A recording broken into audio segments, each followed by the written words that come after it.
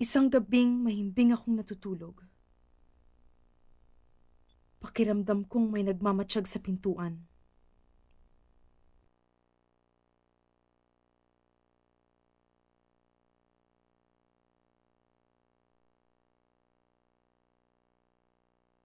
Wala naman akong nakita. Guni-guni ko lang siguro. Sobra kasing lakas ng hangin at ulan, kaya kung ano-ano tuloy ang nararamdaman ko. Napansin kong medyo bukas ang pintuan, kaya napilitan akong bumangon at buksan ang ilaw. Bigla niya ako sinalakay na parang isang halimaw. Nakadiin ang kanyang kamay sa aking leeg at pinagbantaan niya akong patayin kung ako'y lalaban. Nangingibabaw ang kanyang kalakasan. Hindi ko makita ang kanyang mukha. Ang tumatama lamang sa aking mga mata ay ang nakabubulag na liwanag na di ko malaman kung saan nagmumula. Ako ay nanghina. Halos mawala ng malay. Ulit siyang pumasok sa aking katawan. Pakiramdam ko ay tumigil ang pag-ikot ng mundo.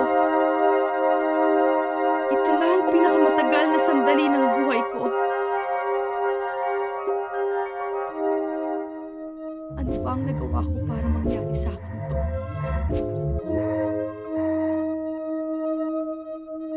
Pagkatapos niya akong pagsamantalahan, nakatayo lang siya sa aking paanan at nakatitig pa rin sa akin.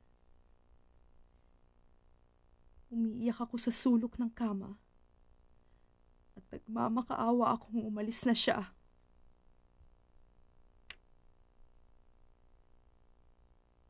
Tumigil na rin ang ulan. Ngunit ang langit ay sadyang galit. Gusto niyang ipahiwatig na siya lamang ang saksi sa nangyayaring kaapihan dito sa mundo. Ngunit wala siyang magawa para mapigilan to. Ang tangi lamang niya nagawa ay ang maghusga. Isang buwan na ang nakakalipas, pero hanggang ngayon, hindi ko pa rin matanggap ang lahat ng nangyari sa akin. Mga pangyayaring napakasakit alalahanin. Gusto kong isipin na ang lahat ay pagsubok lamang. Darating ang araw na maiigpawan ko rin ang lahat ng ito. Gusto ko man, hindi na darating ang araw na yun. Alam niyo po, Inay, hindi lamang po sa akin nangyari to.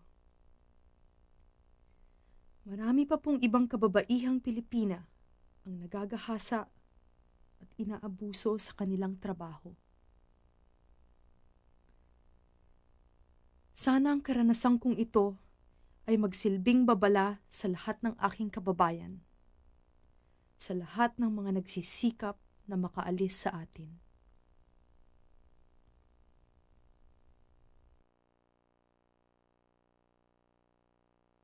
Patawarin niyo po ako, Inay,